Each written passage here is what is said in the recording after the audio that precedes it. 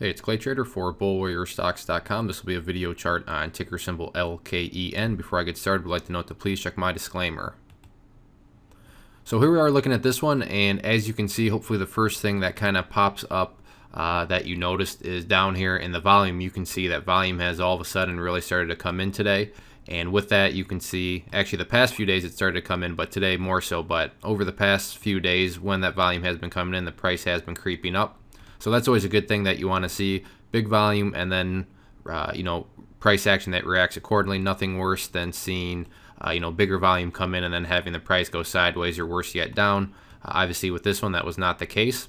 So that in and of itself is always a positive and encouraging thing to see. Now there's still work to be done in terms of the chart, but certainly off to a good start. So let's first just talk about a couple levels of support. First level of support, and this is more the ideal level, meaning ideally if you were to ask me what would make the chart look the strongest, it would be if this level here can hold at 0069.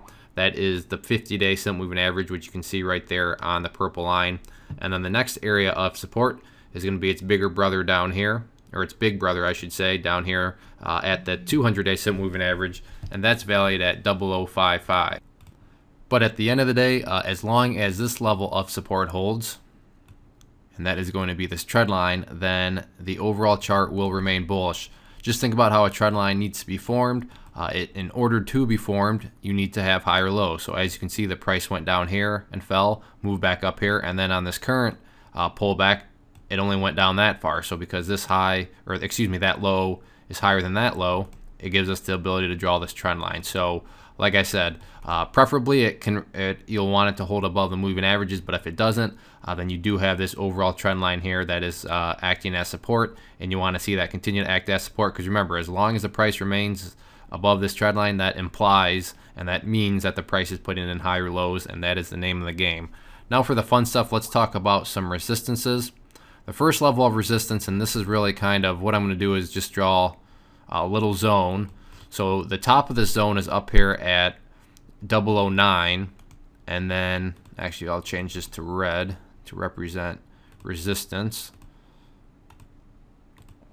So we have the top of the zone right there, and then the bottom of the zone we have right here, and that level is at 0085. So looking at the chart, you can see that 0085 multiple times has knocked down the price, and then 009 from back here has knocked down the price a few times. So yes, you'll have a resistance zone there, but with a clearance of this resistance zone, then you'll see on the chart that things begin to thin out, and really, if anything, you have a mini blue sky breakout, because the next level of resistance is not until all the way up there at the high from July 16th, which was at 0.015. So lots of room to run here with a break of this resistance zone. Obviously volume is going to need to stay strong. It's going to need to probably even get bigger than what it was today for that to have a chance of happening. But the price does seem to move pretty easily when volume does come in. So